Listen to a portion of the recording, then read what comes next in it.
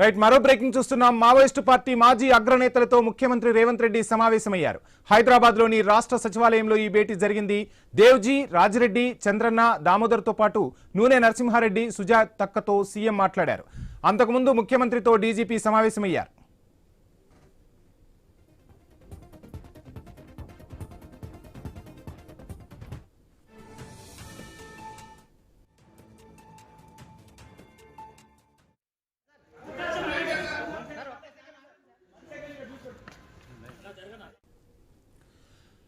Maoist party మాజీ అగ్రనేతలతో ముఖ్యమంత్రి రేవంత్ రెడ్డి సమావేశమయ్యారు. హైదరాబాద్ లోని రాష్ట్ర సచివాలయంలో ఈ భేటీ జరిగింది. దేవ్జీ, రాజిరెడ్డి, చంద్రన్న, దామోదర్తో పాటు నూనె నరసింహారెడ్డి, సుజాతక్కతో రేవంత్ రెడ్డి మాట్లాడారు.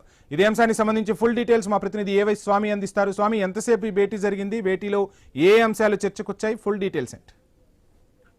వంశీ, ఇటీవల లొంగిపోయిన మావోయిస్ట్ పార్టీ అగ్రనేతలు Devji alias Tippari Tirupati alias Devji, Malla Rajireddy alias Sangram, Pulluri Prasadarao alias Chandranna, Pothula Kalpana alias Sujathakka, Bade Chokkarao alias Damodar, అదేవిధంగా నూనె నరసింహారెడ్డి అలియాస్ జగనన్న, గంగన్న, వీరందరూ కూడా సీఎం రేవంత్ రెడ్డి తోటి సెక్రటేరియట్ లో సమావేశమయ్యారు. వీరితో పాటు ప్రభుత్వ సలహాదారు కె కేశవరావు, వేమరెడ్డి నరేందర్ రెడ్డి, ప్రభుత్వ ప్రధాన కార్యదర్శి Ramakrishna Rao, DGP Shivadhar Reddy, ADG intelligence Vijay Kumar, SIB IG సుమతిలంతా కూడా పాల్గొన్నారు. ప్రధానంగా ఒకవైపు ఇటీవల కాలంలో మావోయిస్ట్ పార్టీ దేశవ్యాప్తంగా ఒకవైపు కీలకమైనటువంటి నాయకత్వాన్ని కోల్పోతున్న తరుణంలో ఒకవైపు ఆపరేషన్ కగార్ను కేంద్ర ప్రభుత్వం పెద్ద ఎత్తున కూడా అమలు చేయడంతో కూడా చాలా చోట్ల కూడా ఎన్కౌంటర్ జరుగుతున్నాయి. ఇటీవల Nambala Keshavarao, Maoist party chief Nambala Keshavarao encounter తర్వాత అనేక రకాల పరిణామాలు చోటు చేసుకుని ఆ తర్వాత ఆంధ్రప్రదేశ్ నుంచి తీసుకెళ్లినటువంటి హిట్మాను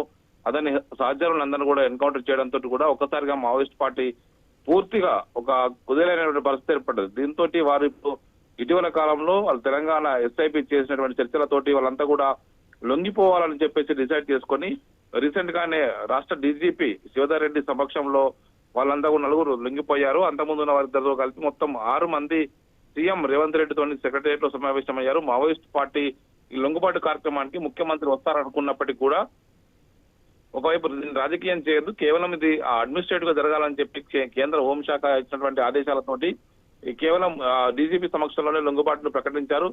మరోవైపు గతంలో ఒకవైపు మల్లోజా కోటేశ్వరరావు ఏదైతే మహారాష్ట్రలో అక్కడ సీఎం దేవేంద్ర ఫడ్నవీస్ సమక్షంలో లొంగిపోయినటువంటి సమయంలో జరిగిన విషయాన్ని కూడా దేశవ్యాప్తంగా సంచలనం సృష్టించింది. అప్పటి నుంచి దీనిలో రాజకీయ ప్రమేయం లేకుండా జరగాలని చెప్పి చెప్పడంతో కూడా తెలంగాణ పోలీస్ విభాగం ఈ ఎన్కౌంటర్లకు దూరంగా వారితో చర్చలు జరిపి వారిని లొంగుబాటుకు ఒప్పించి వారిని లొంగిపోయేలా చేశారు.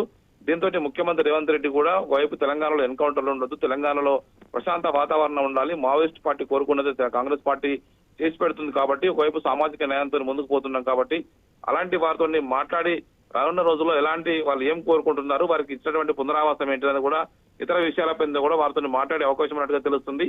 మొత్తానికైతే ఈ 6 మంది మావోయిస్ట్ పార్టీ అగ్రనేతలు సీఎం తోటి సమావేశం కావడం అనేది కూడా ఇప్పుడు హాట్ టాపిక్ గా మారింది. Vamshi, yeah right, thank you Swamy.